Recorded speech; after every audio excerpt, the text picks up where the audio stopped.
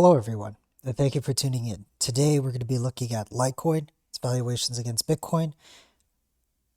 If you like this video and the other videos that I make on this channel, be sure to hit the like button down below, and also consider subscribing. So let's take a look. Litecoin is up on the week, 9.5%.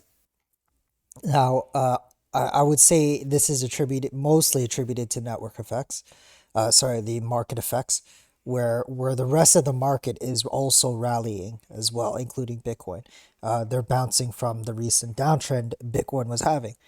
With that said, Litecoin didn't bleed a whole heck of a lot last week. Even with that Bitcoin dump, it dropped about 4% last week. And when we look on the daily, we can kind of see that even during last week, we've been essentially moving sideways against Bitcoin. And so it wasn't really affected too much against the effects of Bitcoin. And this is, ultimately a good thing. Although I'm quite skeptical about it still. I'm still on the jury of if this is going to be something that we should continue on expecting. But I mean, I'll welcome an 8% rally on the day with Litecoin. When we look at Litecoin on the weekly, on the macro scale, we are essentially, if we look from bottom to where we think is going to be the top,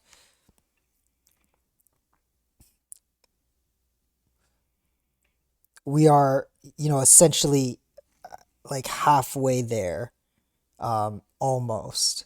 I would say like maybe even further below. We're kind of halfway there, in terms of Litecoin and its valuations against Bitcoin.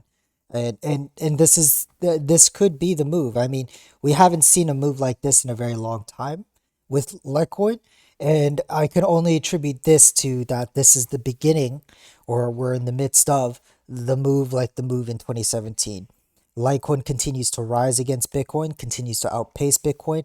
At the same time, XRP is also rallying against Bitcoin, and we know when we stack these two together that XRP and Litecoin tend to rally relatively the same time. Now, you can say, well, Stefan, it's the altcoin markets all tend to rise around the same time. If altcoins or Bitcoin is in that Goldilocks zone. Well, yes, I agree. But when we look at this on the monthly chart and just look at the structure, okay, just look at the structure. It looks extremely similar. And we know that they rise, that catalytic rise, that we're all waiting for both these assets tend to do it at the same time. When we look at 2017, we see the rise. For Litecoin, it took 4 months. For XRP, it took 3 months. And then on December 2017, when Bitcoin made its peak, we see these two rise immediately at the same time. But this moment right here, I would attribute that to the general altcoin market, because everything in December was also rallying like this. But what do we see here on the monthly? We see April 1st was a pretty good month for both coins, and May at the moment has been a pretty decent pretty decent move for both these coins. And with that said, this is kind of this is the move that I'm talking about. Or if I'm pretty sure this is the move that we're talking about. When we look at these moves and look at how Litecoin has reacted in the last 2 months, we haven't seen these kind of candles ever since March of 2017. And that's pretty much it, folks. I'm pretty stoked and happy that it's moving now. The only thing that might be holding Litecoin back is Bitcoin. If Bitcoin cannot get back above the 20-week moving average, I think that Litecoin and XRP, but we're talking about Litecoin now, Litecoin will have an exponentially harder time to rally if Bitcoin is not above the 20-week moving average, because we know if Bitcoin's not above the 20-week moving average, then altcoins have a hard time rallying. And so it becomes a extreme, it becomes a struggle for Litecoin to continue the rally when Bitcoin is on the decline. I'm not going to say that's impossible because we're seeing it happen right now. But we'll see over the course of a few weeks if this is if Bitcoin continues to stay below the 20-week moving average. Even if Bitcoin starts moving sideways, we're still below the 20-week moving average. I will still suspect that Litecoin's going to have a tough time. Having said that, I still hold a core position in my Litecoin. I hold a core position in my XRP. I've sold a bit. You know, when it crossed, I think around I think it was when I threw a stop at around 605,000 satoshis. Around that level, I sold my first initial Litecoin. Oh, also when it came outside the accumulation region here, I sold some too.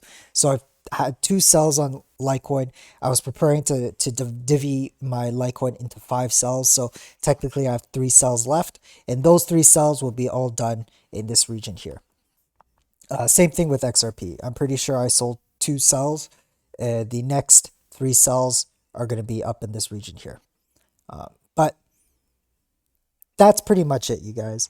Things are looking good with Litecoin, despite the move that Bitcoin has had. This is fairly interesting. I mean, I don't think this has happened all too often.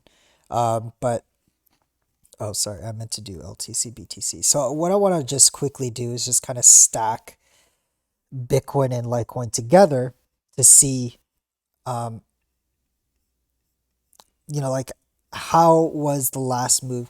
So when Litecoin made its move, Bitcoin didn't necessarily go below the 20-week moving average, and unfortunately, we don't Litecoin didn't exist at this point where we think Bitcoin might mimic, where it goes slightly below the 20-week moving average and then rises up. We haven't Litecoin wasn't there, so we can't really say. So already Litecoin's doing something different. It's rallying. It's continuing the rally despite Bitcoin not being above the 20-week moving average.